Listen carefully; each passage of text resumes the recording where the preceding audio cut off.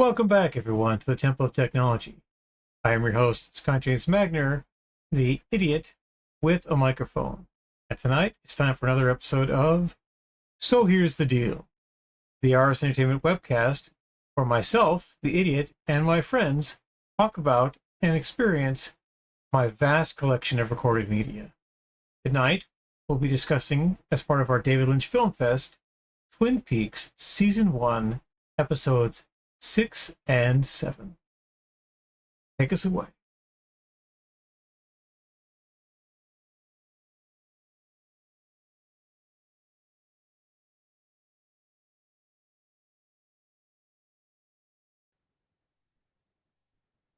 Joining me here in the collaboration room is my co-host and co-conspirator for the David Lynch Film Fest, McJulie. Hello, McJulie. Hello, Scott James Wagner. Yes, that's me. I tell ya. All right, so for the record, we are watching my Blu-ray copies of Twin Peaks Season 1 as contained in the Twin Peaks A to Z giant box set. I don't have the super deluxe one that comes in a cube that smells like pines. I have a much simpler, easier to parse one. It only costs $50 instead of 250. And there are lots of these rather than just a couple thousand. But they are really, really good Blu-rays, and I found that by looking at them again, I was able to do more things with them. And so Julie and I were able to watch both with subtitles on, which really helps in our preparation for this webcast, but also we got a little bit more out of the log lady than we did before. It was just the crazy scans that I could get off of YouTube. So we are deep into the summer of 1990. We are, in fact, we are ramping up towards the end of the first season, in that it was a very short mid-season replacement that ended up rolling straight into season 2. Now, a lot of people really got that there were 2 seasons at one point, since everything was such a seamless transition. But it was a very definite break, and it's coming up in one more episode of our webcast. But we'll talk about that after we talk about episodes 6 and 7. All right, Log Lady, take it away for episode 6, Cooper's Dreams.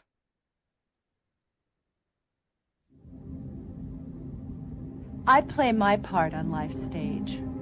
I tell what I can to form the perfect answer. But that answer cannot come before all are ready to hear. So I tell what I can to form the perfect answer. Sometimes my anger at the fire is evident. Sometimes it is not anger, really. It may appear as such, but could it be a clue? The fire I speak of is not a kind fire.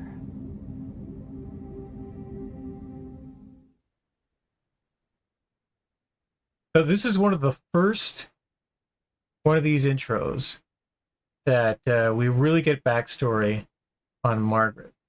And since these were recorded 2-3 years after the show aired, they were really trying to, I think, key up some of her rich backstory. And I liked it. Yeah. Yeah, and it definitely pertains to the scenes in this particular episode. Yeah. All right, well, let's go chat about that. So, Julie, tell us about Cooper's Dreams. Cooper's Dreams, directed by Lesli, Linka, Glatter, and written by Mark Frost, which Hooray! which I think is an interesting because David Lynch and Mark Frost are very much the minds behind Twin Peaks, and I think the sort of most iconic scripts were written by Mark Frost and David Lynch together, but this was written by Mark Frost on his own, and there are quite a number of Twin Peaks episodes that were written just by Mark Frost, and they have a slightly different tone, and that's just something we can talk about a little bit later. So it originally aired May 10th, 1990. Um, And it had a US viewers millions, 17.3. So a little bit down from the One-Armed Man. Yeah. The recap in Wikipedia: the police search Jacques' apartment and find Leo's bloodstained shirt and a seedy magazine where Laura and Ronette advertised sexual services. Finding pictures of a red-curtained log cabin, Cooper recalls his dream and postulates that the cabin is connected to the murder. In counseling with Jacoby, Bobby breaks down and admits that Laura was psychologically unstable and wanted to die. Maddy meets James and Donna and agrees to help investigate a hiding place Laura mentioned. Audrey spies on Ben and Catherine, discovering their plan, and later gains employment at the perfume counter where Laura and Renette worked. Cooper and the police meet the eccentric Margaret Log Lady Lanterman, who claims her apparently sentient tree log saw two men with Laura and Renette the night of the murder. Later, they find Jacques' cabin, discovering the bird and a broken poker chip.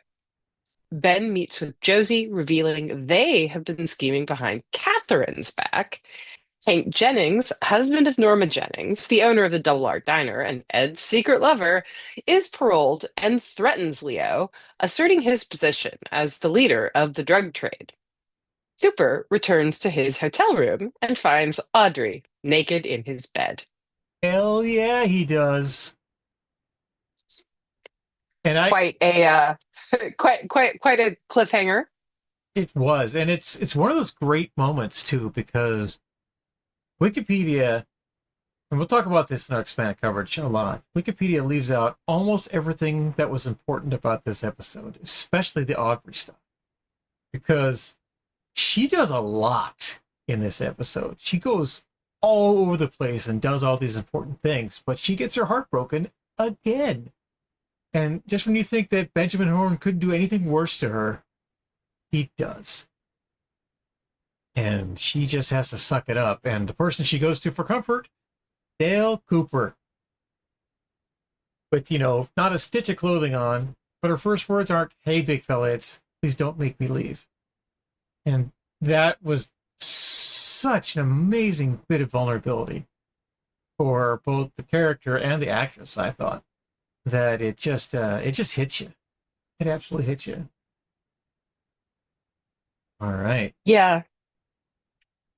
Yeah, it establishes her character as her character's sexuality is really interesting in this show because she's and it is actually appropriate to her age. Yeah. She's kind of doing a two-step where she's like, forward, sleep with me. Wait, I'm still shy. I'm still young. I'm still unsure of myself. It's like, hey, I'm hot stuff. Wait, I'm not hot stuff. What are you talking about? And I think that that Charlene Fenn performs it very well. She I believe her at all these points. I do, believe that yeah. she's In a fact, person. we'll go into this a little bit more in the next section, but I think that so far she is, outside of Dale Cooper, she is the most fully realized person. And we'll touch on that in a bit. But first, Margaret has more to say to us. So let's check in with the Log Lady again for episode 7, Realization Time.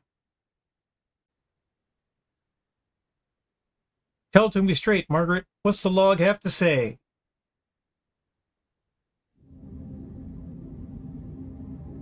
Beauty is in the eye of the beholder, yet there are those who open many eyes.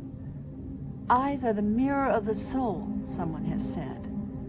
So we look closely at the eyes to see the nature of the soul. Sometimes when we see the eyes, those horrible times when we see the eyes that have no soul, then we know a darkness. Then we wonder, where is the beauty? There is none, if the eyes are soulless.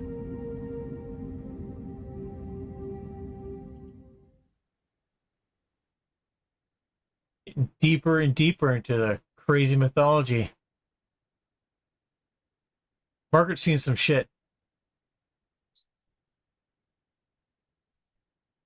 A lot of it. A lot of it. Okay, well, let's go talk about that.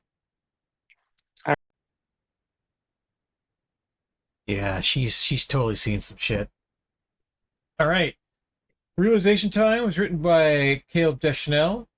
Directed by Caleb Deshanel and written by Harley Peyton. We'll see both of them again going forward. This is 1 week later, May 17th, 1990, and it got a 15.6 share. We're still on Thursday nights, right? It's not fantastic. And it was definitely a come down, which is shocking given how Cooper's dreams ended. People wanted to know what was going on. And still a huge portion of America tuned in to see, if we got tasteful side boob or something. But not only did we not get this, but a whole bunch of them just didn't show up for the episode. So still good all the way around. And Wikipedia has this to say about that cliffhanger. Cooper comforts Audrey, convincing her they could never have a relationship. The bird, able to mimic human speech, says, "Laura, don't go there!" and "Leo, no!" before being secretly shot by Leo. Cooper and Ed go undercover at One-Eyed Jack's, discovering Jacques is a dealer. Catherine discovers Josie has taken out life insurance in her name, revealing Josie has arranged with Ben to burn the mill with Catherine inside, allowing Josie to profit and Ben to turn the land into a development project. Audrey eavesdrops on her boss, offering a co-worker a hostess role at One-Eyed Jack's. Using this information, she gains an interview with Jax's Madam Blackie O'Reilly, and is hired after she ties a knot in a cherry stem with her tongue. Maddy, James, and Donna find tapes Laura recorded for Jacoby and speculate that Jacoby is the killer. They concoct a scheme. Maddy, who closely resembles Laura, will pretend to be her and lure Jacoby from his office, allowing James and Donna to search it for evidence. Out of revenge for his affair with Laura, Bobby, plants cocaine on James's motorcycle. While James and Donna break into Jacoby's office, an unseen figure watches Maddy. This is, without a doubt, the weakest sauce Wikipedia summary out of all the ones we've done so far, because it's all over the place. And between sentence number 1 and sentence number 2 are 35 fucking minutes of episode. 35 minutes between Cooper talking to Audrey and the fucking bird getting shot. It's ridiculous. But this episode has a lot going on, and none of it matters. It's weird how none of it matters. There's a lot of really important stuff that goes, but this was clearly a build-up to the real episode, which is next week. And that is, as Julia said, a Mark Frost episode, but also directed by Mark Frost. So The Last Evening is something I'm really looking forward to. We're going to take a lot of time to discuss it, probably a little longer than we spent talking about 2 episodes a chunk, because this whole plot, this whole story arc that's been going on is going up to the next episode to come, which we'll talk a little bit more about in our expanded coverage. But first on to our first impressions.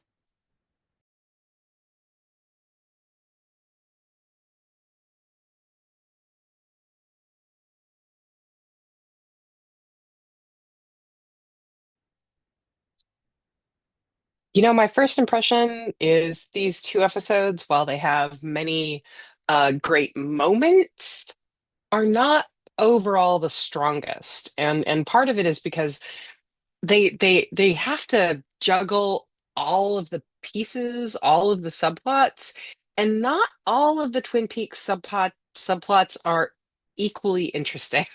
Yeah. Like I feel like they're at this point in the story, they're really struggling to find something for Donna and James to do. I tell you, when James shows up in realization time, it was oh yeah, James exists. Right? Right? The first 3 episodes, including the pilot, James was the guy. He was the important person. He's a bookhouse boy, right? And then he shows up, written by Harley Peyton, and he's just this fucking guy who's Jeffrey Beaumont level stupid.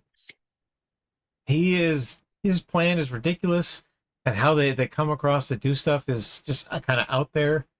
And I don't even know why James and Donna are in this episode, to be perfectly honest. You could have given Maddy some agency and let her come up with a plan on her own and then take it to them or to somebody. But they it's just kind of crazy bad. And then there's Bobby lurking in the bushes, right? And Bobby is not the person who is the unseen figure watching Maddy to start with. Bobby is seen watching Maddy. There's somebody else watching Maddy going through all this stuff. I know who it is. Julie knows who it is, but you don't, viewer. You do not know who the unseen figure is, but you want to, which is nice. It's one of the big saving parts of this episode is the last 3 or 4 minutes, where even though their plan is stupid, it's sort of working. And then Bobby is being Bobby for no apparent reason, right? The man has no reason. The boy has no reason to be jealous of James in any fashion because he is already cheating on Laura with Shelley. He has already checked out of that relationship. Why the fuck should he care that James kind of had feelings for her, but never did anything with her? It's ridiculous. It's absolutely ridiculous. And then Donna is just kind of there. Like when she was stealing her sister's bicycles, she was far more interesting. But, they go to the Double R, they order food, they don't eat it, and they leave. Great. Yeah. At this point, they're really just a vehicle to put Maddy in place. Yeah. I think. They're just they're the mechanism by which Maddy gets to pretend to be Laura Palmer. Yeah. Maddy delivery system. Yeah. And that seems to be their only role. It's it's not good. And also like Ed and Nadine, like again, Ed's a bookhouse boy, it's important, but the whole thing with Ed and Nadine just doesn't, very little of it pays off really. Yeah, he cut his own balls off at the start of this process. And I'm with Norma on this all. And she says, "Oh, you just wait for me to go first?" And he goes, "No, it's not like that." And she goes, "It kind of is." Yeah. These two were high school sweethearts. I'll cover this later on in expanded coverage. They were the couple. They were in love all the way through. And then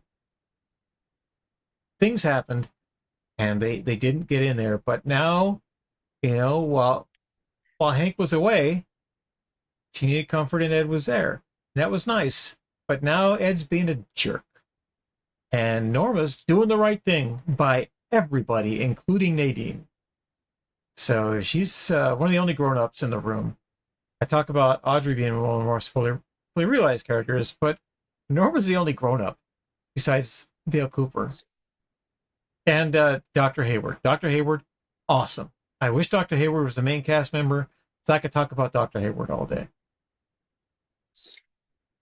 But part of how he retains that, adult in the room energy is by not being in it too much. Right. Yeah. No, Norma definitely. When you say that about her being the adult in the room, I've actually seen that show up quite often as a commentary on her character. Is that she acts like an adult when nobody else does. She's also a little older than most of the characters. Again, I'll cover that on later. She is, business owner. Yeah. A little bit older. And yeah. All right. So we learn a lot more about One-Eye Jacks in these 2 episodes, which is nice. And, we do. The grand reveal, right? And in my brain, I'm still conflating Fire Walk with Me into Missing Pieces. You know, the stuff that I know happens before Laura dies, moving all the way in there. So, like, when the perfume counter hit, I knew exactly what was going to go on. But First Impressions me didn't know what was going on. It's just, okay, well, this is interesting. Okay, this is interesting. I love the bit with the cherry stem. I learned how to do that right around the same time, not knowing why. People were talking about, I could tie a cherry stem into a knot with my tongue. It's like, that's not hard.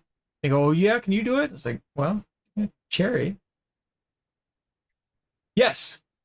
Right. I had no idea why I'd done it. or for what reason. And that's another hook in, right? Twin Peaks kept coming into my orbit and bouncing off. Yes, the re-entry point was wrong. Literally everyone I knew tried to learn how to do that at that point. Which is actually another kind of, it's an Audrey thing, because she really was one of the most iconic, influential characters, or at least she did a lot of the things that really hooked into people's brains. Yeah. You know, that cherry stem thing was huge. It was. And she's 18, right? When everybody else is 16, 17.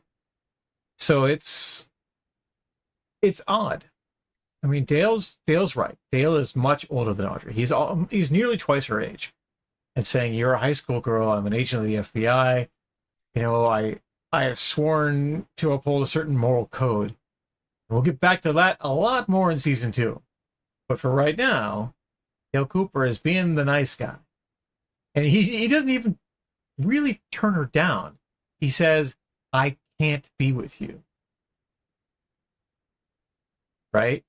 It's like, you're everything a man could want. Which is like, oh, that's really interesting. But I can't be with you. I'm an FBI agent and you're a high school girl. And, you know, I mean, Shelley's response would be to, you know, leave high school, go marry a trucker. But that's not something Audrey can do. Ben, Catherine, and Josie. I like them less and less every time I see them. Yeah, Josie in particular. She seemed really nice when we didn't know her very well. Yeah. But she is like the schemiest schemer of all the schemers. I mean, Although she looks great doing it. She's fantastic. Like every time we see her, you know, she's like, I'm just gonna smoke moodily in this empty room. And, yeah. So First Impressions, 1997. I thought, oh, this is really interesting. There's something going on with her. And then it was Cooper. I remember thinking this when I watched it the first time. When Cooper goes to Harry and says, "What do you know about her? You know, what's her deal?" And says, "I don't need to know anything. I'm in love with her, and that's what's important." And Dale says, "Okay, that's fine for me." But Dale Cooper sees shit. He knows stuff by observing people and their actions and what they do. And when Dale Cooper says, "Hey, you know, what do you really know about her? You should probably listen, Harry, because she's burning down the mill." And given that her husband supposedly died in a boating accident, I don't know what's going on all the way around. And then, you know, Hank Jennings is just showing up at the Great Northern, right? That guy shouldn't be there. He's on parole. Harry makes a huge point of saying, you're on patrol, you need to check in, and I'm going to be watching you the entire time. But he's clearly not. He doesn't care. Hank Jennings can walk around and do whatever the fuck he wants, which apparently means, you know, burn down the mill anytime now.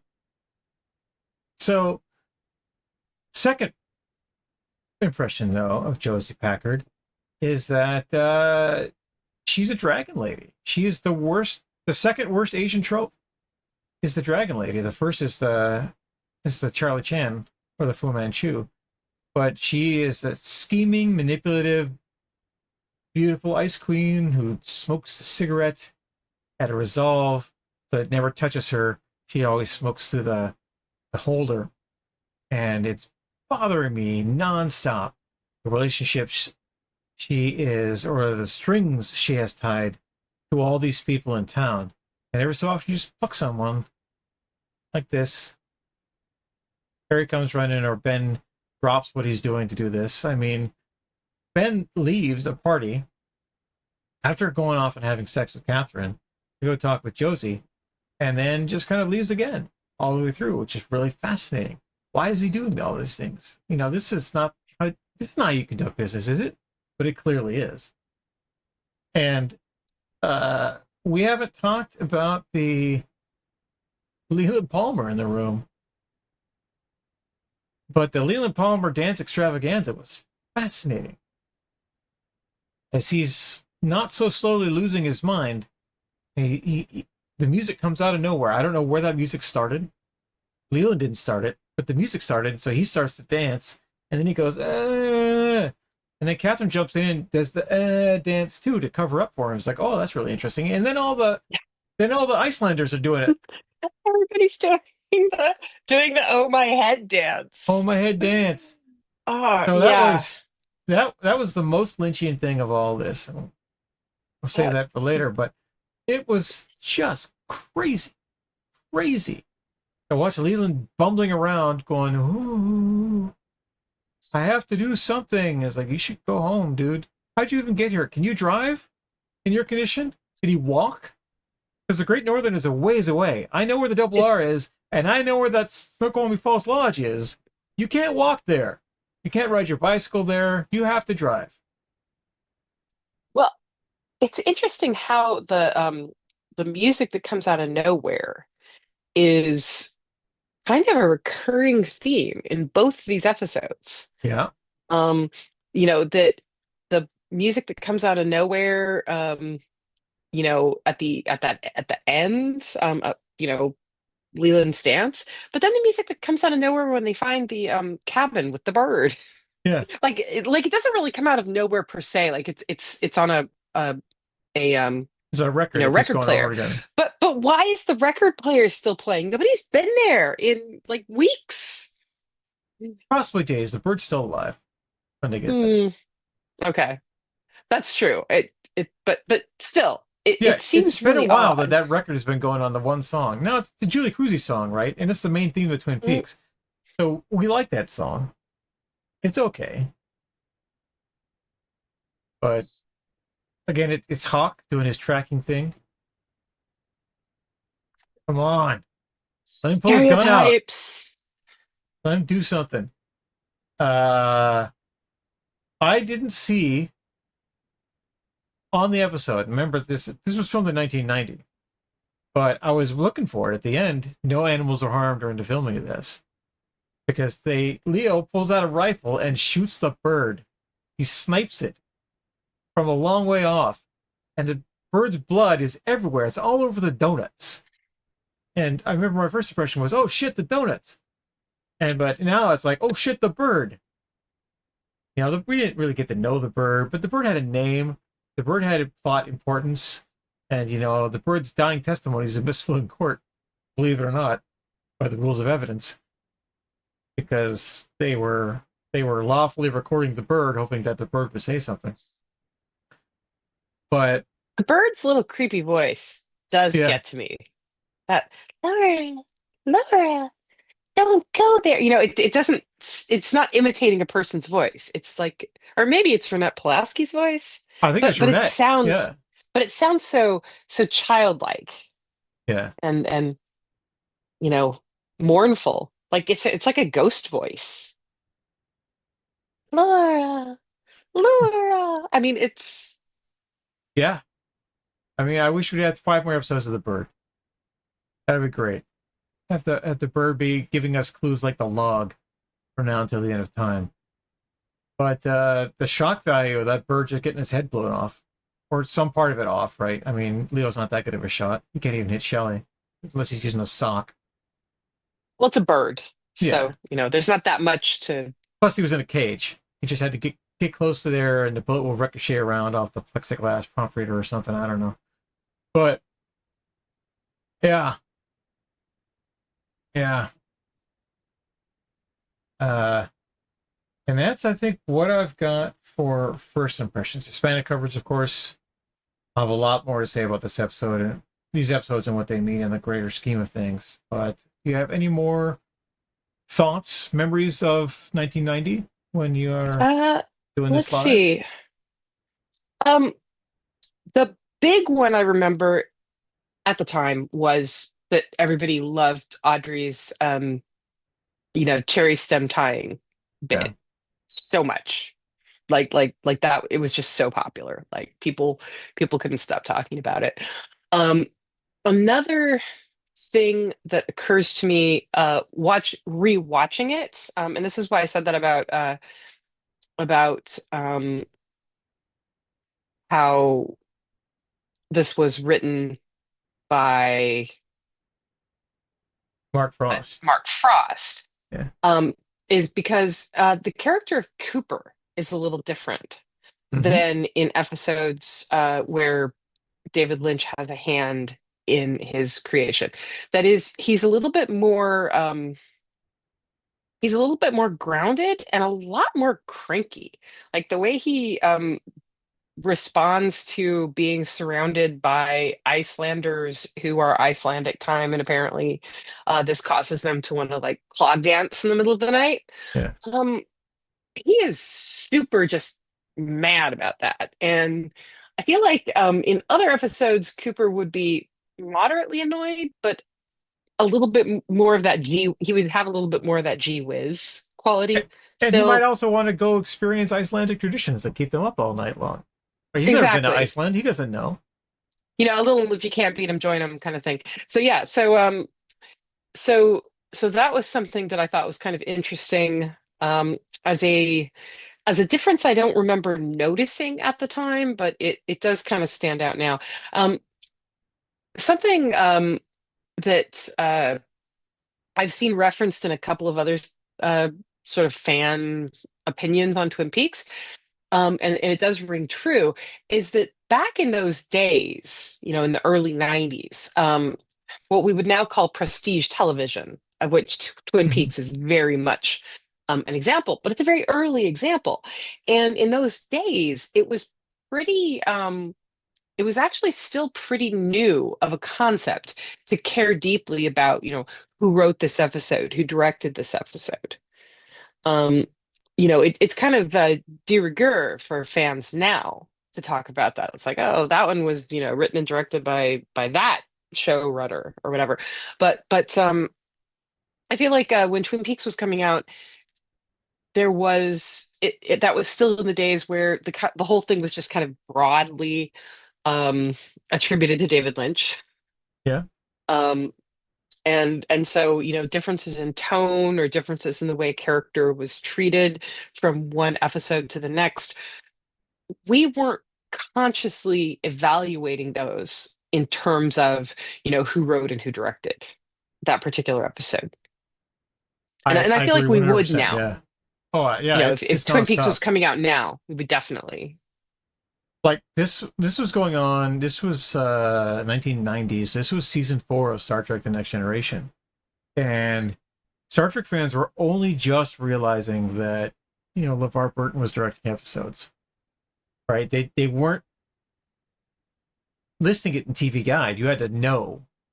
Right? You had to hear it through the grapevine who the director and writer were for certain episodes. It wasn't on VHS yet. It wasn't on Laserdisc yet. Syndication. Well, his first run syndication was for the Star Trek Next Generation, but you didn't, unless you were paying attention and watching the credits and taking notes, you didn't see any of that kind of stuff. So for me, it was definitely seamless, right? My first walkthrough was like, Twin Peaks is Twin Peaks. I need to catch up. I need to see what's going on and understand this thing that all my friends love. And that was, 7, 8, 9, 10 years after the fact. But you're right. It just wasn't like you didn't care who wrote an episode of Cheers. It's fucking Cheers. Right? It'll be on next week too, and nothing will have changed. The fact that they Mhm. killed a character in Cheers, several characters in Cheers, and eventually move the plot forward and doing stuff was a big deal.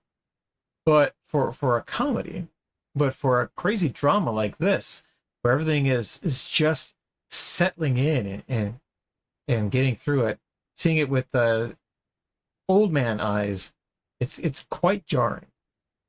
And this is when I notice this a lot in all the crime drama that I watch. Right, I get who's directing what really fast in a lot of crime dramas, especially when a character acts so out of character. When a character is acting out of character, I noticed it almost right away in serialized crime drama, because they get hit with that it's their turn to hold the stupid stick, or they get hit with the idiot paddle, right? However you want to describe it. But that's in this episode, that's James Hurley right there, right? He's delivering this incredible monologue about his mother, right? About how his father leaving just destroyed their lives, and my mom was a drunk now, and she just leaves town with a case of whiskey, finds some guy and points him, right? And so I'm living with Ed because of this. And she's telling all this to Donna so we don't have any secrets. And then Donna is dead silent. She says nothing. He is literally pouring his heart on the ground to her, and she goes, "Thank you." The hell? This is the girl who went over to talk to Audrey because Audrey looked sad, right? And had the great bonding moments with her in those earlier episodes. It doesn't seem like the same girl at all. Did you even know Laura? Right? This is crazy. But where it gets me a lot is in the same episode, in the same scene, Maddy says, Laura and I were really close when we were younger. A, Maddy's 7-8 years older than Laura is. And B, she says, I didn't really know Laura all that well. Like, that's Tommy Wiseau levels of bullshit. I mean, you could almost make it make sense if what she really meant was we were close when we were younger, we fell apart, Right. so I didn't really know we were older close Laura that well. But when Laura was younger. Yeah. Right? But she was clearly old enough to smoke cigarettes. So how long ago was that? Was she smoking cigarettes at 13? Is a little. Oh, like she's stealing some people Sarah's do. cigarettes? I mean, I lived in a smoker household, right? That's why I have shitty lungs, is because both my parents chain smoked all throughout the 70s and 80s. But actually, I guess 3.5 of my parents chain smoked all throughout the 70s and 80s, because I have multiples going all over the place. But yeah, she hid cigarettes in a secret place in her bedroom. I just remembered that. I'm going to go look there. And then she finds the tapes and plot ensues as a result. But how old was she? How old was Laura when all this was going on? Because Maddy is in her mid-20s. And so she had to have been just leaving high school when all this was going on, right? So Laura's 12, 13, 14, maybe, if she's 17 when she died. And that, A, it seems like they would still be closer than that if it had only been a couple of years. And B, Maddy would have had to have lived with the Palmers for a while to know those secrets. Yeah, the timeline doesn't really make any sense. You're absolutely It makes no right. sense. And I mean, I realize why it's there, so Shirley can have a job, right? Everyone loves Shirley. She tested really well. We killed her character, but you know what? We'll write her a new character and she'll just pop in, and then she can look just like Laura Palmer. Sometimes her arms bend backwards. It's always music in the air, which Cooper references. There's always music in the air when he hears that. And that's true. Is that music from nowhere meant to be, that music where nobody can really say, well, where does it come from? Who started playing that? Is that a supernatural occurrence? Yeah. I don't know. There was a bird, so singing a sweet song. Yeah. So speaking of smoking, there's one thing in my notes that I hadn't mentioned yet, which is when Audrey, who has finagled her perfume counter job to try to sort of follow in Laura's footsteps and find out, what she was up to. There's a point where she spies on her boss at the perfume counter when the boss is being all creepy. Yeah, the department store.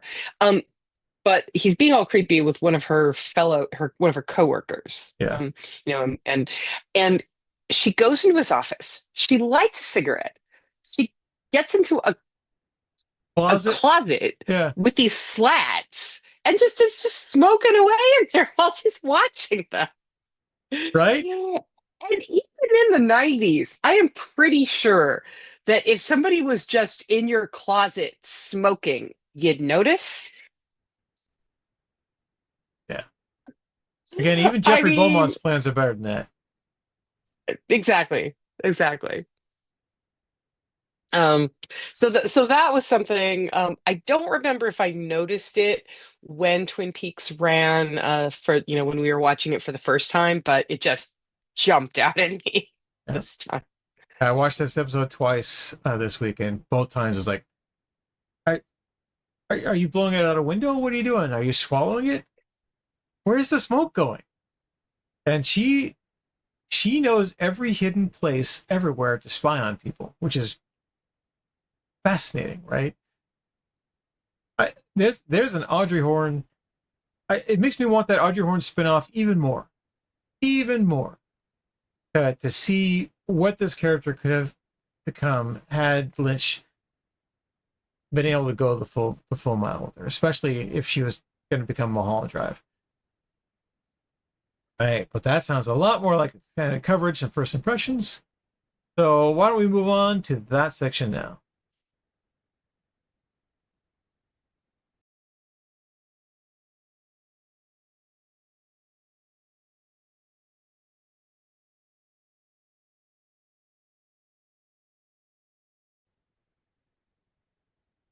All right, this week's expanded coverage, I will be talking about Norma Jennings, everyone's favorite diner owner. She owns the Double R Diner, and portrayed masterfully by Peggy Lipton. If you lived under a rock in the 70s, you might not know who Peggy Lipton is, but she was by far the biggest star to be attached to Twin Peaks, other than Kyle MacLachlan himself, whose star was on the rise. Peggy Lipton was in the Mod Squad. She did 124 episodes of Mod Squad, but she was also married to Quincy Jones and was a pop star in her own right, and she is the mother of Rashida Jones. Yeah, baby. How did I not know that? Peggy Lipton is the woman, or was the woman. She sadly left us 2019 after filming her scenes in the revival. Yeah, Peggy Lipton was a huge deal to be part of this show. And when she popped up in the pilot, said, "Hey, it's..." So it is kind of a thing. And it led me to believe, especially I brought this up a couple other times earlier in She's the Adult in the Room. In fact, the character of Norma Jennings is much older than a lot of the people in Twin Peaks. So she and Ed graduated high school in 1969. That is 20 years back. And a lot of the couples have been together a long time, but she and Ed were the original power couple. And their relationship ended when Ed slept with Nadine. And Norma says, it's not really working for me. And then Ed shipped off to Vietnam. And so that's where Ed was for a while. And while he was gone, the official chronology says that she hooked up with Hank almost immediately before Ed left. But the alternate chronology is that after Ed left, she got to know Hank a lot better. They started having dinners and everything together. And they had a great, huge romance that she actually has a business degree from community college. She was actually studying to be a nurse, but then her father died and left her the diner. And so she went and she took over the running of the diner.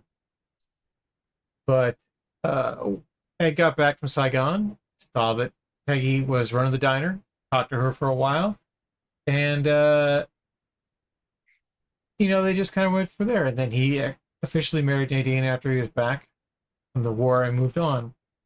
So I get the distinct impression that Ed and Norma's relationship, renewed relationship, is very new. Very new. Like almost as new as Shelley and Bobby's renewed relationship. Because Ed's been with Nadine a long, long time. And it was Ed comforting Norma while Hank was away that led to them becoming close and rekindling their romance. And Norma have been kicked around the block a few times, being so willing to break it off with Ed, or don't call me for a while, speaks to that adultness, right? I mean, we see in these two episodes and the one before, Norma goes to bat for Hank, whom she does not love. But Hank is her husband. Hank deserves a second chance. Everyone deserves a second chance. She started Meals on Wheels. He made sure that Shelley has a job. Later on, she makes sure that her half-sister Annie has a job. We'll see her in season 2, played by the ineffable Heather Graham. But there is so much going on with Norma. Absolutely going on with Norma. And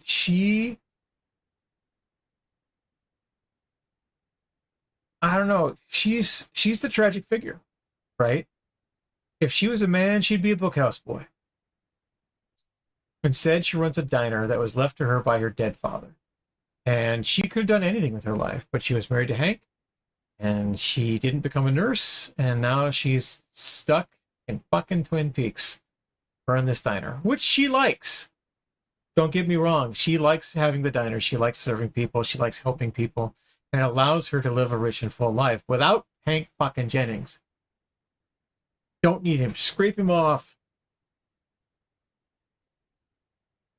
But she is just a fantastic character, and I really love her. We'll see her again in Fire Walk with Me, obviously, and The Missing Pieces. And in 5 episodes of the revival, as I mentioned earlier, we sadly lost Peggy Lipton to cancer in 2019. So she was spared COVID, hooray, but not spared cancer. And in the revival, in fact, it's revealed that Norma has cancer. And so they worked that in all the way through. They did something similar for Miguel Ferrer, who also had cancer during the revival and passed away during the pandemic of his cancer while he was a series regular on NCIS New Orleans. So Norma is reliably the only person who passes the Bechdel test, but she also fails it more often than not,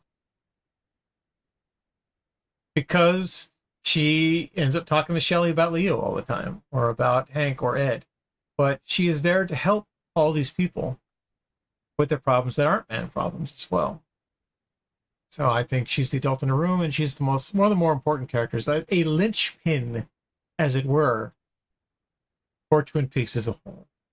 And after we deal with your character, we'll talk some more about where everyone fits in, especially in these 2 episodes, to our season 1 mythology.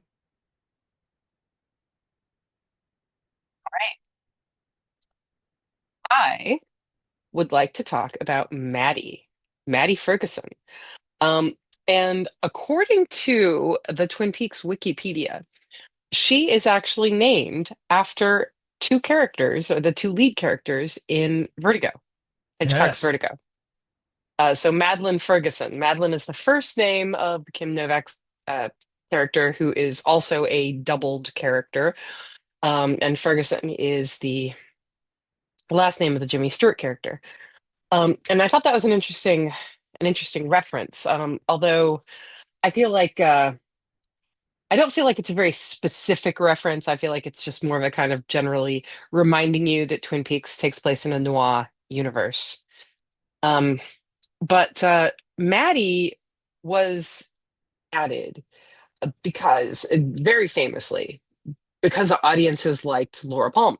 They liked the actress as Laura Palmer in the in the clips that we see, and so they found an easy, very noir, very soap opera, and very David Lynch way to add her to the cast. which was she plays a lookalike cousin. The lookalike cousin with dark hair is a trope that was part of the fantastical television that I watched while growing up. I was a big Bewitched fan. They're cousins, Um, identical cousins in every way. Identical cousins, but with dark hair. Yeah. That is such a trope. And I feel like so Maddie is based on, it's kind of a wacky concept, but it's very traditional in the milieu of Twin Peaks. Like the noir, the soap opera, the David Lynch, a double character belongs there. And in this particular episode, a couple of episodes, Donna and James are kind of, they're really not there very much, except they are there to put Maddie into a position to pretend to be Laura Palmer for the benefit of Dr. Jacoby. And I feel I feel like Cheryl Lee does such a good job of selling us on all of those nuances of Maddie, who really is a completely different person, Mhm. even though she does look just like Laura Palmer. She her body language is different, her voice is different, like her whole vibe is different. You actually really do believe that she's a few years older than Laura Palmer. You believe that she's a young 20s person with a job and all of that kind of stuff. Just a very different person. But when she plays Laura, there's something very affecting, creepy, ominous about it. But when Maddie When pretends to be Maddie plays Laura. Laura. Yeah. Yeah, when Maddie pretends to be Laura. Sorry, when Maddie plays Laura. I mean, there's a lot of creepy stuff going on, when the actress plays Laura too. But I'm talking about when Maddie plays Laura, there's a there's an edge to it that I think is really kind of interesting. That and Jacoby, for his part, doesn't seem to be fooled so much as he's just wondering who's fucking with him. He's like he doesn't seem to believe that it's Laura's ghost or that she wasn't really, he doesn't seem to buy into any of that kind of stuff, but he definitely feels like somebody's messing with him. Um, but she seems very she seems very on edge, and I feel like there's an aspect of that which kind of goes back to, for the most part we agree Bobby's useless, but Bobby's scene with Dr. Jacoby um, is a very interesting scene for what it reveals about Laura Palmer. Yeah. um, because they both talk about her being depressed. They both talk about her being somebody who struggled very strongly with darkness and light in herself, and some of the things that they talk about with Laura, just that the idea of her being somebody who kept being pulled down to the darkness, and every time she got pulled down, it was harder to climb back to the light. I feel like that stuff had a lot of resonance, and since Laura Palmer is the heart of all of this, I feel it's very interesting to see Maddie kind of react to that, because it's not really addressed explicitly. But if Laura was troubled and she and Maddie hung out at all, Maddie had to know at least a little bit of it. Yeah. And there is also, at the risk of being too spoilery, but I feel like we've kind of agreed that we can be a little bit spoilery. Um, Leland Palmer's reaction to Maddie is Mm. really kind of ominous, I think, because we see him react to her in a way where he is clearly responding to her a little bit as if she's Laura. Like he seems kind of surprised that she's there, and it's like, and then he'll say, "Oh, Maddie," like he's reminding himself that Yeah. she's not Laura. Um, but I also feel that Maddie has the potential to be an adult in the room, but she does let herself get dragged into the crazy shenanigans of Oh, the of James shenanigans. and Donna. Like, I feel like left to her own devices, she wouldn't do any of those dumb shenanigans. She would just go to Jacoby and ask. Yeah. But I feel Like like she all of those feels tapes are discoverable evidence, right? If they talk to the right. other grown up, Cooper could get all that shit. You don't have to do this mad heist that you suck at. Yeah. Yeah, and I feel like it's Unless we I feel like forget, that somebody murdered Laura Palmer. Murdered. It's not an accidental death. She was murdered and wrapped in plastic. By all means, let's dress up like Laura Palmer and dance around in front of the guy that we think might have done it. yeah, and I think the fact that Donna and James are just like, yeah, let's do it, and Maddie seems uncomfortable. It's not just that she's uncomfortable like impersonating her dead cousin. I feel she's also a little bit, is this actually a good idea? Like, have you guys thought this through? Yeah. But she doesn't question them. And I think it's because Maddie, as much as I love Maddie, she is a bit of an underwritten character. I feel like the performance of Cheryl Lee is really what's No, you're fine. Keep going. oh okay. I feel like Cheryl Lee's performance sells Maddie as a more fully realized character than what the script actually delivers for us. Yeah. I don't think we ever And really get to know her as well as we should. no, and yet we really like her. And what we Yeah. get to know is interesting. We want to know more and we want to spend more time with her, I think. Justice for Maddie. Justice for Maddie. Oh, mod spoilers. I actually have a theory Ah. about Maddie and Laura. Yeah, it's a major spoiler. So if you don't want major spoilers, you should just stop listening. La la la la la la la. And it has to do with the revival. Because I think Maddie is the real person. And I think Laura is a White Lodge copy. Mm. Especially since in the revival and in the end of Fire Walk with Me for that matter, we see different versions of Laura interacting with Dale Cooper, something that never actually happened. And Maddie is Sarah's niece, right? She's part of that family.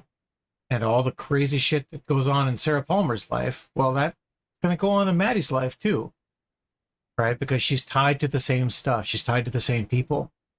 All those convenience store people and the wacky nuke people and the black ant people, whatever you want to call it, right? The crazy other verse where another place people come from. Maddie is a part of that, whether she wants to be or not.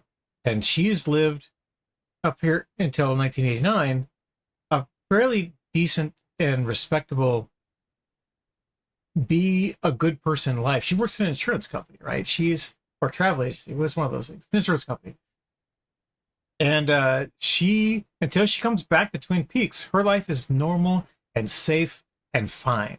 And when she comes back to Twin Peaks, she's dragged into that same darkness that Laura was dragged into. Laura got hooked on drugs by Leo because Bobby took her to a party. It's not what he represented to Dr. Jacoby. She made me sell drugs so she could have some. Actually, no. You were selling drugs. You were selling pot. And you took her to a party. Leo hooked her on cocaine, and then he started selling cocaine. Bobby is a piece of shit, and he lies about Bobby everything. sucks. He sucks. And remember I said last time, Bobby lies to everybody all the time. He's lying to Dr. Jacoby, too. But Dr. Jacoby's eating it up because it fits his narrative of Laura Palmer, because he's in love with Laura Palmer, like everybody is. And nobody should be. Except for Donna. Donna's okay to love Laura because they were best friends forever. And as far as we know, Laura never betrayed Donna. No. Prescience of Firewalk with being understanding. So, yeah, Maddie is... Oh, I like her a lot. I thought about doing Maddie. I'm glad you took her. And I'm glad we got her early in her story so that she's still new and we can track her development as we go on. But yeah, I don't know. Oh, I don't know. So these episodes, I intimated earlier, they are the big setup for next week. And also, if you've been living under a rock, shit happens in the next episode of Twin Peaks. A lot of shit happens. And I don't think that these two episodes clean the decks enough for that shit to really make an impact, or as much of an impact as they should have. I know they only had a short order. I know that they weren't expected to be picked up the way they were picked up. So David Lynch went off and did other projects. He did Wild at Heart, and he was writing another couple scripts at the same time. But all the time that this is going on, David Lynch is directing Wild at Heart. In fact, some of the Twin Peaks cast also appears in Wild at Heart. So if they're not in an episode, it means they're in North Carolina working on Wild at Heart. So when people rotate in and out, it's kind of odd to see how those things go. But I think these are solid Twin Peaks episodes. I do. I don't think they're as good as they should be. They could be a lot better than they are.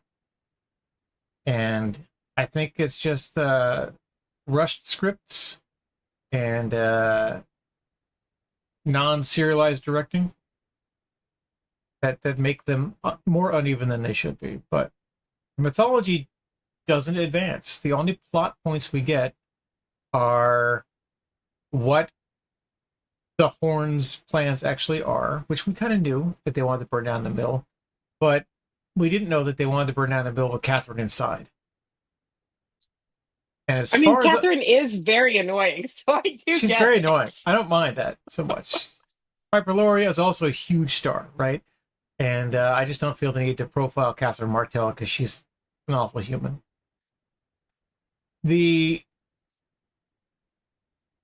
Oh God, I got to think about Josie. I talked earlier about the Dragon Lady trope, but the string she has tied to everybody. But she goes, Andrew's mill, my mill. Right? She makes a point of saying, I inherited this from my husband. It's mine now. I think they want to hurt what's mine. To try to get Harry on board, right? You have to protect me. I need a protector. She doesn't need a protector. She doesn't need a protector at all. I don't know why she ever pretends to be afraid of Catherine Martell, because she could get rid of her like that. I think she's just playing this weird game where she has to get them all in a spot. I think she's afraid of legal repercussions. I think that she actually does believe that dating the sheriff will possibly protect her from, too much investigation. Yeah. I love Josie Packard, but I hate that she falls so easily into that Dragon Lady stereotype. Yeah. I mean, because that's one of the things. Twin Peaks, like a lot of TV in the 90s, was not really great in its handling of, racial minorities. Nope. Hey, we saw a black person this week. Wasn't that awesome? That's true. He was a casino dealer. No. The perfume counter girl. Oh, yes. And she had lines. Girl. Right. She had lines. I don't know what her fucking name is, but she had lines. That's true. And she and Audrey share a little joke about the owner being kind of an idiot. Yeah. Which reminds me, there's one exchange. It didn't really tie to anything else we were talking about, but when I'm just going to call it the Bookhouse Boys. When the Bookhouse Boys go to One-Eyed Jacks, that scene is kind of hilarious. In part because it's very clear that the only one who really knows how to, who really has any suave is Cooper. Yeah. He shows up looking fantastic in a tux. Everybody else shows up kind of awkwardly in this, bolo tie. Yeah. And then he makes them put on disguises. They're wearing, let me have that mustache. Mustache. They look just like, Frank Booth as the well-dressed The man well-dressed in Blue man, yeah. Velvet, actually. So so that at least feels like it's Lynchian, even if David Lynch didn't specifically. And actually that is one thing I remember we did occasionally talk about at the time, because I think we were a little bit aware that David Lynch was not always directing, was not usually writing, but we kind of identified that a lot of the writers and directors kind of imitated Lynchianisms to kind of make things seem more consistent. And so you can easily see, like, for example, the Icelanders um, in this couple episodes being a deliberate, callback to the Norwegians from the pilot. Yeah. So things like, oh, what can I do to make this seem very David Lynchy? I'm gonna make him, you wear a crazy mustache so that he looks like Frank Booth as the well-dressed man in Blue Velvet. Um, but when they show up at One-Eyed Jack's, they're greeted by Blackie, Black Rose, Mhm. and Dale Cooper says something like, nice to meet you, Blackie. I like your style, and she says, most do. And I don't know why, but that line always cracks me up. Yeah, it's Um, Blackie is unapologetic. I wish she was a main cast member, because we could talk about her for a while. yeah, she's evil in kind of a delightful way, I think. Yeah. She's But like what it, she's like shit, I just forgot his name. Not Frank, but our happy friend, Dean Stockwell character. yes, the candy colored clown they call the Kinda Colored Sandman Clown, yeah. guy. She's Um, that for Twin Peaks. I think that's a good call. Um, and one of the things, can we talk for just a moment about One-Eyed Jacks? Sure. Because We at could the talk the time, next half an hour about One-Eye Jacks. That'd be great. at the time when I was watching it new, I don't think I ever really sat down and thought about how weird it is that this brothel is, such a prominent locate, it is such a prominent setting in Twin Yeah. Peaks. And it's actually much more prominent than I remembered. Yeah. It shows up in a lot more episodes, like where we actually go there and watch them walk around. But at the same time, it has this feel of intense decadence, but you don't actually see very much. Like, it's like the women in One-Eyed Jacks are dressed up in kind of gambling themed teddies, and it's like Rocky Horror Picture Show, right? Like, Yeah. it's they're they're wearing little hats and things, like it's a burlesque. Um and so the design of it's kind of fascinating because everybody knows what's going on there. But especially, like, if you were a little kid watching, what would you assume was going on? They Do look you like even know what dancing a casino girls. is? Yeah. Right, if you're a little kid, and because Um they it's over the border in Canada, right, where gambling is technically not legal the same way that it is not legal in most of the United States, especially in 1990. It's part of the Horn crime empire, as it were, which is the Diet Coke of crime, the Horn family crime. But other than the part, where they're conspiring to commit murder all the time, like Jerry's not conspiring to commit murder. He's conspiring to commit being awesome. That's all Jerry wants to do. He wants to be awesome. And if it makes some money, that'd be great. And his brother is the one pulling all these strings, burning shit down, causing boating accidents, maybe. I don't know. Cheating on his wife. Jerry does none of that stuff. Jerry just lives and lives and lives and lives. And by the time the revival comes around, he's off living in the woods because it's just the most fun place for him to be, picking mushrooms and having a great time. But he doesn't bat an eye with, let's go sleep with underage girls. Right? And it's just those odd moments where you see that Jerry is also not a nice person. He's just far, far better than Ben. Ben and Jerry.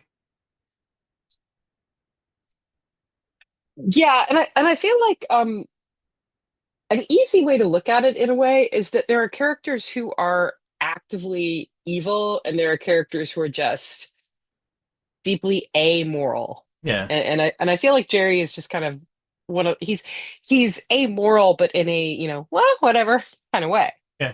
Oops, I don't Um, get to rape little girls today. I guess I'll sleep with my madam. and I feel like they're all noir tropes, really. Yeah. Really. I mean, there's like a whole spectrum of villains, you know, villains, hard-boiled detectives. And the interesting thing, though, I think, is that Cooper is not really a noir trope. The character of Dale Cooper, I mean, the noir does not really have the lead detective be this kind of Ashek's gee whiz enthusiastic, shaman type. Yeah. Yeah, Um, a noir detective is hard bitten. He's been broken. He's usually an alcoholic, and he falls for the femme fatale. Like a noir detective, Audrey Horne, no problem. No problem whatsoever. In fact, strongly implied that despite him saying that maybe I'll wait for Bridget O'Shaughnessy, that he already nailed her in the Maltese Falcon. He took care of business. Sam Spade is not screwing around. He is the trope. He is the archetype for a reason, and that is definitely not Dale Cooper. Dale Cooper, he lives by a moral code and an oath he's taken, which we'll touch on that a lot more in season 2 than we can touch on it now. But yeah, I don't mind One-Eyed Jacks when I first watched it. Now I mind it more, but I know it was coming too. Right? I know what's happening. It's talked about the entire time, and that the throwing rocks is then in the art of catching a killer, right? One-Eye Jacks is the first time he hits a bottle. It's like, oh yeah, we should definitely go check that out. And the Bookhouse Boys said nothing. They were mum. They know exactly what's going on at One-Eye Jacks. They know that's where all the cocaine comes from. They know about the prostitution. They don't know that they're running little girls up there from the perfume counter in Twin Peaks. They somehow have not figured that one out. But they're gonna. And Audrey's investigation, which leads her all the way up there, right? That is a YA trope. Not a lynching yes, trope, but that's a YA trope. that's a way trope. She Definitely. tries to be helpful, and the authority figures say, oh, well, you can't do this, you're a kid. And she goes, well, yeah. And then she goes, she puts herself in danger, escalating danger, rapidly escalating danger, as she runs up there to Canada out of nowhere. Does she have a car? How's she getting around? She has to, I guess, right? Because she lives at the Great Northern, but goes to school in town. Twin Peaks is very fuzzy on that.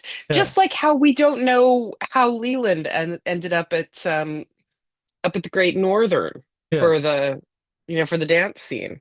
Or why Sarah never leaves the house. Well, we know why Sarah never leaves the house is because we didn't have her that many days. But yeah, I don't get the impression that they have driven for 3 hours, or no, it's an hour. He says they're an hour away from the border, I think, in the pilot, right? Yeah, it's not that far to get there. Am I hallucinating, or is it possible to get to One-Eyed Jacks by boat? They did. Ben and Jerry, the first time that they go there, they went by boat. Okay. So I don't know that Dale and Ed got there by boat because they were in a van. And they drove all the way up there, and they got all the AV equipment is in the van. Yeah, so there's definitely a van because they're communicating with the van. Yeah. So I don't know. So how did Audrey get there? Yeah. I mean, we know you can get there on a motorcycle. We know you can get there in a Mustang. We know you can get there in an 18-wheeler. And you can get there by boat. You might just parachute drop in there for all we know. I mean, Black Right, and is this a place. was... Maybe she is a witch, and she has a magic portal that takes you straight from the Horns department store. And if she was a witch, boy, this show would be so much better. It'd be awesome. It'd be another trope that we have to deal with. But Well, I mean, she could be a witch. Like maybe you can go straight through the Red Room to get there. Yeah. Oh, yeah. Boy, that'd be awesome if she was doing that. I don't think she is. But yeah, she had some mystical way to get into another place and then pop in and out. But then you wouldn't need to smoke a cocaine. You could just do that. If the Red Room was a place that you could, book appointments and tours. Yeah, I mean, Audrey Horne probably has money, so we can assume that she has means of getting around, but we don't ever see her drive a car as part of it.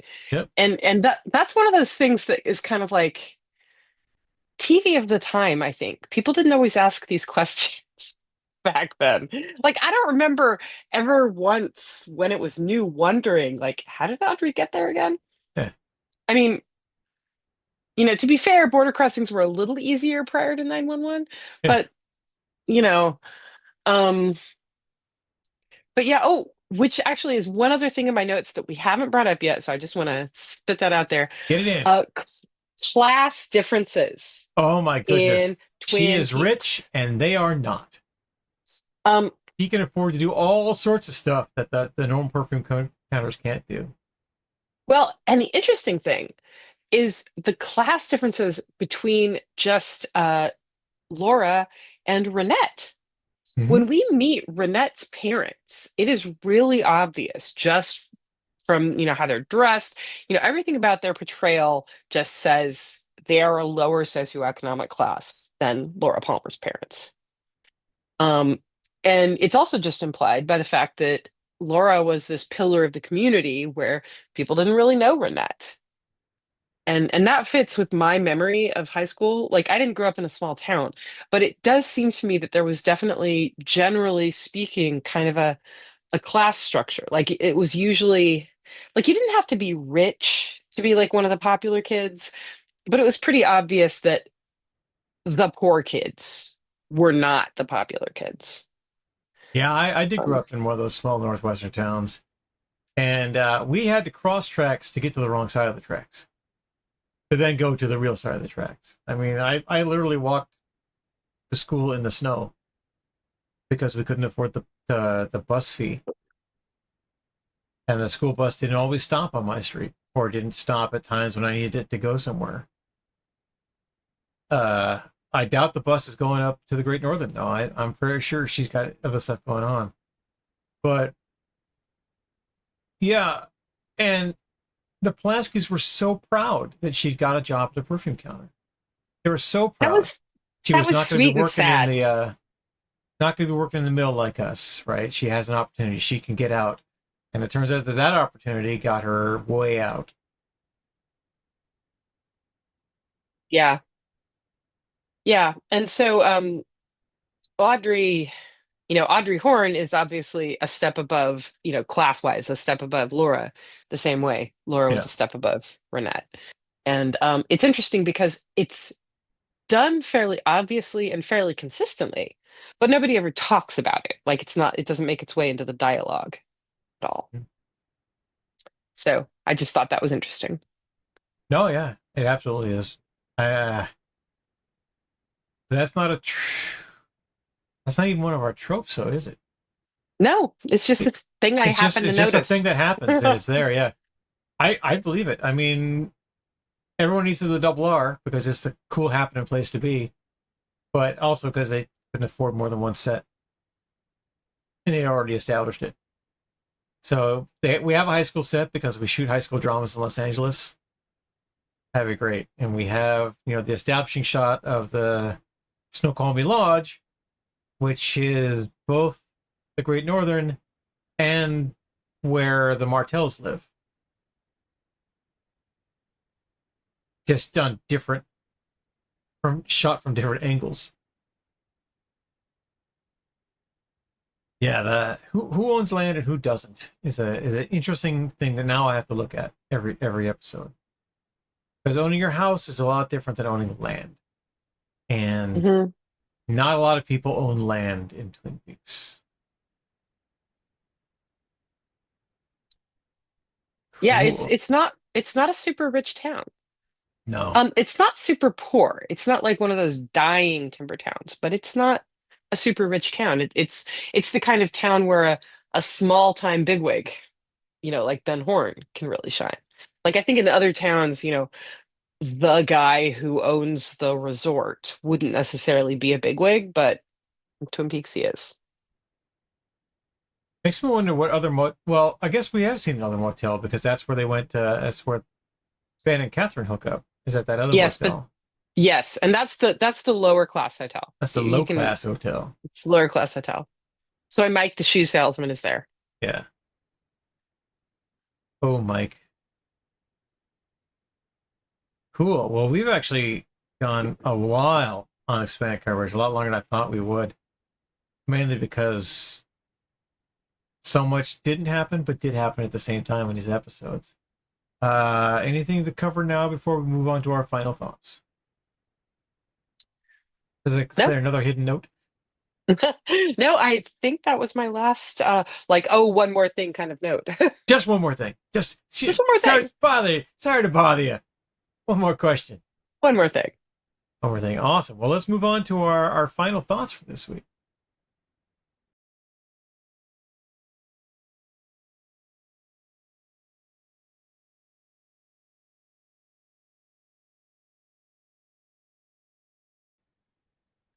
All right, final thoughts. Julie and I were talking in the break here really fast, and her idea is better than mine. So I want her to go through her final thoughts first. Okay. My final thoughts were not a lot happens in these episodes to advance the plot, but I remember watching it new.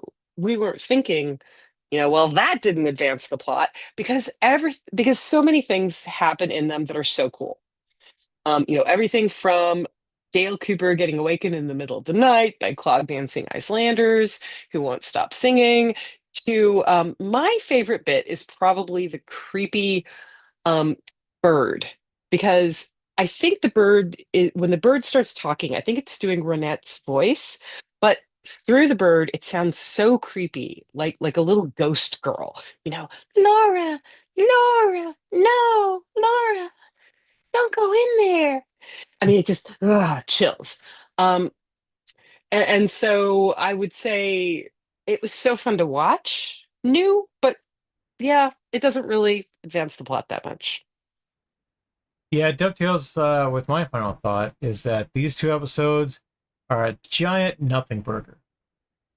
You can eat the nothing burger or not eat the nothing burger, and not a lot will change for you all around. But it's a big nothing burger, and you have to chew a while to get to the nothing center and realize, oh, okay. I mean, these two episodes could have been an email, or they could have been one episode, which I think would have been a lot better if they had smashed a bunch of this stuff together. Like if the Audrey reveal was a commercial break instead of an episode break, right? And that would have been a lot better. You could have condensed both episodes into the same night instead of, all right, I'm going to get you some malteds, and then we'll pick this up. We'll take it there. But they talk all night that we never get to see. That would have been a great conversation. Audrey said, I can't tell you all my secrets. And Dale says, that's okay. I'm just here to listen. But he never gets to listen, and she never gets to tell him. Nothing happened. It's like the Big Lebowski, where nothing happens, but that's the point. The point of the Big Lebowski is that it's a noir detective story, and no one is really going to change, and nothing substantive is really going to take place, which is one of my huge complaints about that movie and why I do not like it, is that it could have been amazing. Instead, it's a bunch of sound bites and future YouTube or TikTok videos. That hasn't happened to Twin Peaks. Twin Peaks has been analyzed and overanalyzed and put under the microscope all the way down in the last 35 years. And even by us tonight, we're really analyzing this in a way that I don't think it was ever meant to be analyzed. And it just doesn't hold up, these two episodes. But there's a good script in between them. When you put them together as a 2-hour block, which is what we did when we watched it as a 2-hour block, it entertains. It gets you to where we need to be. But if we'd done one episode either of these and not the other one, I don't think we would have been as positively reviewing them. I really don't, because it's necessary to have that complete mini arc to get us to the end. But in the long run, I think you could have skipped from the One-Armed Man straight to the next episode that we're going to do, which is the long midnight, I think is the name of it. The last evening. I think you just skip right between those and you wouldn't have missed anything. Except for the crazy James Donna plot. And Maddy being not Maddy, or perhaps Maddy as she was always meant to be. Those are my final thoughts. Julie, where can people find you online? They can find me online at gothhouse.org, and also very recently at RS Entertainment, which now has the ebooks of the Tales of the Rougarou series. That's right. Julie has an amazing, you can't even call it urban fantasy. It's a supernatural, paranormal, crazy, good werewolf series. It's got 5 amazing books in it. And through special cooperation with her, we're distributing those to our eFront store on Amazon.com. On RS Entertainment, she handles all the Amazon stuff. But it's a way to support us is to buy books from rsentertainment.com. You can find me, the Idiot Microphone, here on YouTube. Remember to like and subscribe if this is your first time watching. So here's the deal. Go ahead and pop back, do episode 0, and then maybe come with us on the journey on the David Lynch Film Fest. There's other great stuff here. And like and subscribe to other creators that you see as we go along. We'll actually, at some point in the very near future, we'll do a long deep dive with Julie about her books and the process of writing them, because I was there for some of that, and that's a really cool story. Let me tell you. But until then, I have been your host, Scott James Magner, the Idiot with a Microphone. My co-host, the compatriot, and I'm Julie McGalliard. I write books about Cajun werewolves. Cajun werewolves, yeah. All right, we'll see you next time on So Here's the Deal. Thank you very much. So long. Thank you for watching this video. If you'd like to support the stream, please like and subscribe on whatever platform you happen to watch it. But also, consider buying some books. rsentertainment.com is a progressive publisher that focuses on independent authors and the stories that they tell. We have a curated selection of novels in science fiction, fantasy, high fantasy, space opera, horror, just about any genre that we believe needs some support, and the authors that need to do so as well. You can find this website by using this QR code or by typing rsentertainment.com into your browser and into over to our shop, where you can get a free book written by me, Scott James Magner, called Homefront. Homefront is my 2014 science fiction novel, which I've later expanded into the Homefront trilogy of Invasion, Landfall, and Beachhead. But to get a sample, just go here, select the ebook, and you see it's $0. Free book delivered to you, your email. All you have to do is sign up for our mailing. That's it. That's all you need to do. Thank you very much for supporting us here at the Idiot with a Microphone channel, and we'll see you soon.